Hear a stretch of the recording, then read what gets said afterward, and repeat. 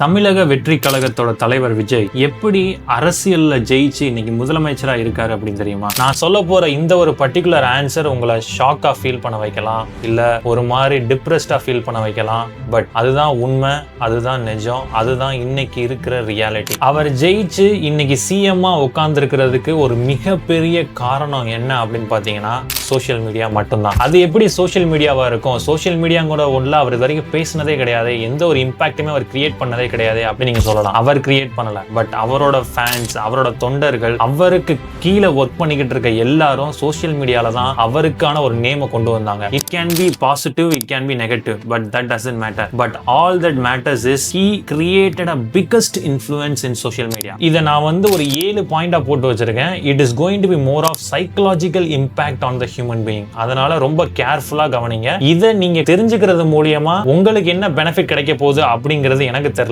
But I can assure you, if you learn what I am going to say, you will understand what is the reality of Tamil Nadu today. Point number 1, the organic reach. இதுக்கு முன்னாடி rule பண்ணிக்கிட்டு இருந்த DMK government, ADMK government எல்லாருமே அவங்களோட நேமை கொஞ்சம் famous ஆக்குறதுக்காண்டி they were running campaign. 70 கோடி 75 கோடி ரூபாய் ஸ்பெண்ட் பண்ணி கேம்பெயின் ரன் பண்ணி அது மூலியமா மக்களை ஈர்த்திரலாம் அப்படின்னு நினைச்சாங்க. பட் அங்க அது நடக்கவே நடக்கல. அதுக்கு பதிலா ஆர்கானிக்கா வீடியோஸ் போட்டுக்கிட்டு இருந்த TVK தொண்டர்களோட வீடியோஸ் தான் வந்து ரொம்ப ரீச் ஆச்சு, பிளஸ் அவங்களுக்கான ஒரு இம்பாக்டையும் கிரியேட் பண்ணி கொடுத்துச்சு. இந்த ஃபர்ஸ்ட் பாயிண்ட்ல இருந்து நான் கத்துக்கிட்டது ஒண்ணுதான், நீங்க எவ்வளவுதான் காசு செலவு பண்ணி உங்களுடைய பிசினஸையும் ப்ராடக்ட்ஸையும் டெவலப் பண்ண நினைச்சாலும் அட் தி எண்ட் ஆர்கானிக்கா மக்கள் மனசுல நீங்க எந்த அளவுக்கு இடம் பிடிக்கிறீங்க அப்படிங்கிறது ரொம்ப ரொம்ப முக்கியம். Number 2, more negativity turns to be a positivity. நிறைய அப்போசிஷன் பார்ட்டி எல்லாரும் இவரை வந்து தப்பா பேசி மக்கள் மனசுல எப்படியாவது ஒரு கெட்ட பேரை உருவாக்கிடலாம் அப்படின்னு நினைச்சாங்க. ஆனா அதுவே வந்து அவங்களுக்கு ஒரு கெட்ட பேரா மாறிச்சே தவிர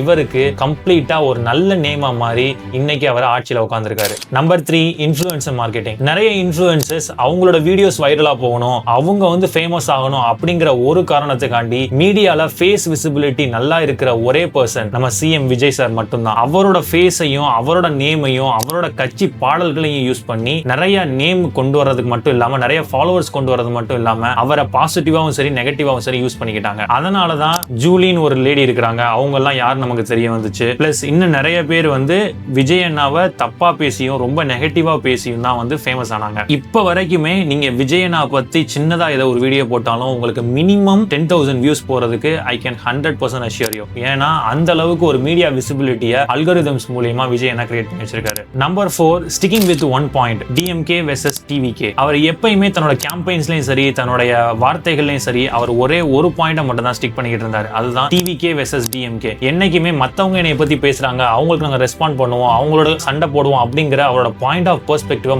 மாத்தல. அதுக்கு பதிலா நான் இதுக்காண்டி தான் அரசியலுக்கு வந்தேன், இந்த ஒரு நோக்கத்தை மட்டும் தான் கான்சென்ட்ரேட் பண்ண போறேன்னு சொல்லிட்டு ஒரே ஒரு பர்டிகுலர் கோலை மட்டும் மனசுல வச்சுக்கிட்டு அதை பார்த்து ஓட ஆரம்பிச்சாரு. Number 5, emotional connection through songs. நான் ஏற்கனவே என்னோட வீடியோல சொல்லியிருப்பேன், விஜய் அப்படிங்கிற அந்த நேம் வந்து இன்னைக்கு தமிழக மக்கள் மத்தியில ஒரு இமோஷனா மாறிடுச்சு. அன்பு அப்படிங்கிறது வந்து ஒரு இமோஷன், கோபம் அப்படிங்கிறது வந்து ஒரு இமோஷன். அதே மாதிரி இன்னைக்கு மக்கள் மத்தியில விஜய் அப்படிங்கிற நேம் ஒரு இமோஷன்ஸா மாறிடுச்சு. அதனாலதான் அவரை பத்தின பாட்டு, அவர் கட்சியில இருந்து வர்ற பாட்டு, ஜனநாயகன் மூவிஸ்ல இருந்து வர்ற பாட்டு எல்லாமே வந்து மக்கள் மனசுல ஒரு இமோஷனா ஆழமா போய் பதியுது. அந்த ஆழமா போய் பதியறதுனாலதான் அவங்களும் அந்த சாங்ஸ் வந்து ரிங் டோனா வைக்கிறாங்க, வாட்ஸ்அப்ல ஸ்டேட்டஸா வைக்கிறாங்க. மத்தவங்க அதை பார்க்க இமோஷனல் கனெக்ஷன் அதிகமாகி எல்லாருமே வந்து அவர் தான் நல்லவர் அப்படிங்கிற மாதிரி ஒரு போர்ட்ரே பண்ண ஆரம்பிச்சிட்டாங்க. நம்பர் 6, இது வந்து யாருமே எதிர்பார்க்காத ஒரு பர்டிகுலர் மார்க்கெட்டிங் ஸ்ட்ராட்டஜி அப்படின்னு தான் சொல்லி ஆகணும். Kids influencing marketing. அதாவது குழந்தைங்களுக்கு ஜனநாயகன் படத்தோட சாங்ஸையும் சரி இல்ல TVK கட்சியோட சாங்ஸையும் சரி கத்து கொடுத்து அதை குழந்தைங்களை பாட வச்சு அதை ரெக்கார்ட் பண்ணி சோசியல் மீடியால போடுறது மூலமா நிறைய குழந்தைங்க வந்து அது மூலமா இன்ஃப்ளூயன்ஸ் ஆகி மத்த பேரண்ட்ஸையும் வந்து இன்ஃப்ளூயன்ஸ் பண்ண ஆரம்பிச்சிட்டாங்க. அதனாலதான் விஜய் அண்ணா சிஎம்ஆ பொறுப்பேற்றப்ப கூட சிறப்பா நன்றி சொல்லணும் அப்படிங்கிற ஒரு நோக்கத்தோட குழந்தைங்களுக்கு நன்றி சொன்னார். ஒருத்தவங்களுக்கு முக்கியமா நான் நன்றி சொல்லணும், அது விஜய் மாமாவோட குட்டி நண்பா நன்றி. The last 7th point but not the least point, நான் வந்து இதை ரொம்ப ரொம்ப ஒரு பாசிட்டிவான பெர்ஸ்பெக்டிவ்ல பார்க்குறேன். இவரோட ஃபேன்ஸ், இவர் மூவில நடிக்கும் போது யாரெல்லாம் இவருக்காக உயிரை கொடுக்குற அளவுக்கு ஃபேன்ஸா இருந்தாங்களோ அவங்க எல்லாருமே இன்னைக்கு வந்து தொண்டர்களா மாறிட்டாங்க. நான் இதைத்தான் வந்து ஒரு நல்ல விஷயமாவும் இன்னைக்கு பார்த்துக்கிட்டு இருக்கேன். பாலிடிக்ஸ்னா என்னன்னே தெரியாது, பாலிடிக்ஸ்ங்கிறதுக்கு எனக்கு சம்பந்தமே இல்லை அப்படின்னு நினைச்சுக்கிட்டு இருந்த நிறைய பேர் இன்னைக்கு நானும் பாலிடிக்ஸ் கத்துக்கிறணும் அப்படிங்கிற நோக்கத்துல பாலிடிக்ஸ்குள்ள வந்து கத்துக்கிற ஆரம்பிச்சிருக்காங்க. அதுக்கு முழுக்க காரணம் யாரு அப்படின்னு கேட்டீங்கன்னா நம்ம விஜய் அண்ணா மட்டும்தான். இப்போ நான் சொன்ன இந்த 7 பாயிண்ட்ஸ் மட்டும்தான் விஜய் அண்ணா சிஎம் ஆனது காரணமா அப்படின்னு கேட்டீங்கன்னா அப்படி கிடையாது. இது ஜஸ்ட் மை ஓன் பெர்ஸ்பெக்டிவ் மட்டும்தான். இது போக இன்னும் நிறைய விதத்துல விஜய் அண்ணா வந்து அவருடைய தாக்கத்தை வந்து மக்கள் மனசுல ஏற்படுத்தியிருக்காரு. பட் இந்த ஓவரால் ரவுண்ட்ல நான் கத்துக்கிட்ட ஒரே ஒரு பாயிண்ட மட்டும் சொல்லி முடிச்சுக்கிறேன்னு ஆசைப்படுறேன். That is all that matters today is not anything, just a content. நீங்க என்னைக்கு உங்களுடைய கான்டென்ட்ல ஸ்ட்ராங்கா இருக்கீங்களோ அன்னைக்கு தான் உங்களுக்கு ரீச் அதிகமா வரும், நீங்களும் பெரிய அளவுல சாதிக்க முடியும். இத பத்தி உங்களோட ஒப்பீனியன் என்ன மறக்காம கமெண்ட் செக்ஷன்ல சொல்லுங்க. விஜய் அண்ணா சிஎம் ஆனதுக்கான காரணம் நீங்க என்னவா இருக்குன்னு நினைக்கிறீங்க அதையும் மறக்காம கமெண்ட் செக்ஷன்ல சொல்லுங்க. நானும் தெரிஞ்சுக்கிறேன், மத்தவங்களும் தெரிஞ்சுக்கிறட்டும். எல்லாருமே சேர்ந்து கத்துக்குருவோம், ஒன்னா சேர்ந்து வளருவோம். Thank you all. See you tomorrow in the next video.